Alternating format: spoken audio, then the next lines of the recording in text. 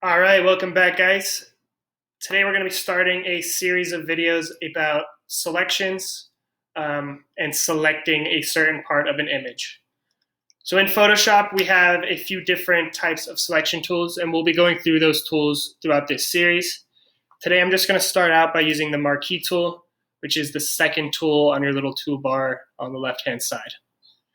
Mine right now is this little square or rectangle with dotted lines. If you don't have that one, if you click and hold, it will show you all of the other marquee selection tools we have. So we have the rectangular marquee tool, which will obviously make rectangles or squares. We have the elliptical marquee tool, which will allow you to make circles or ovals. Single row marquee tool, which is going to make a horizontal line. Or we have a single column marquee tool, which is going to make a vertical line. For today, I'm just going to be using this rectangular marquee tool since we have these nice square boxes of this image of our CFI.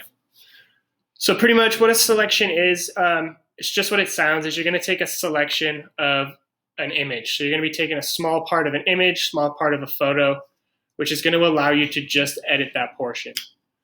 So if I want to make a selection of this window right here, all I'm going to do is I'm going to make sure I'm selected on the shape I want.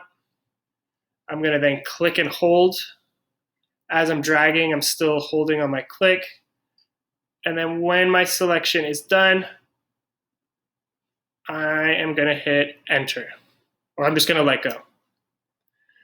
Once you see these dotted lines are they're called marching ants.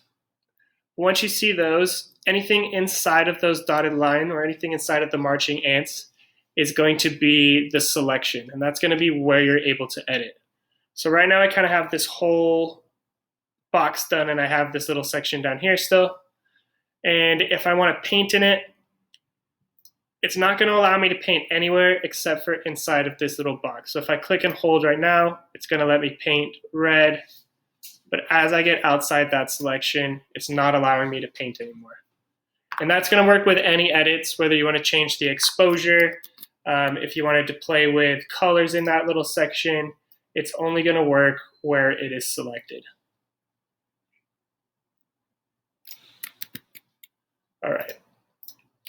Next thing I want to show you is if I have this selection that I have right now, and as I mentioned earlier, I kind of went a little bit too low right here, and I went outside of the window. What I can do is I can use these little tools in the options bar that's going to add or subtract from a selection. So this one that I've got highlighted, this is adding to a selection. The one next to it is going to be subtracting from a selection. So what I'm going to do is I'm going to take the subtraction key, and all I need to do is just kind of highlight over that box that I don't want, and it's going to take it away from me. If we get a little bit technical, we can zoom in, and let's maybe say I don't want this bar right here. I can just get rid of it, and then it'll just edit within that. Let's say I wanted to add some more to it, so maybe I did just want to go all the way down to the bottom. It's as easy as just dragging and adding to the selection just like so. Once I am done with this selection, so if I don't want to edit just within here anymore, let's say I have toned down my brightness and I'm done with this selection now, all I need to do is hit Command D, and it's going to get rid of these dotted lines. So let's say I have them again. Command D or Control D on a PC. It's going to get rid of that selection.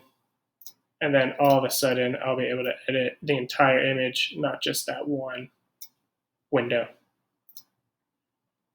Other than that, stay tuned for part 2, which is going to start exploring our quick selection tools and our object selection tools.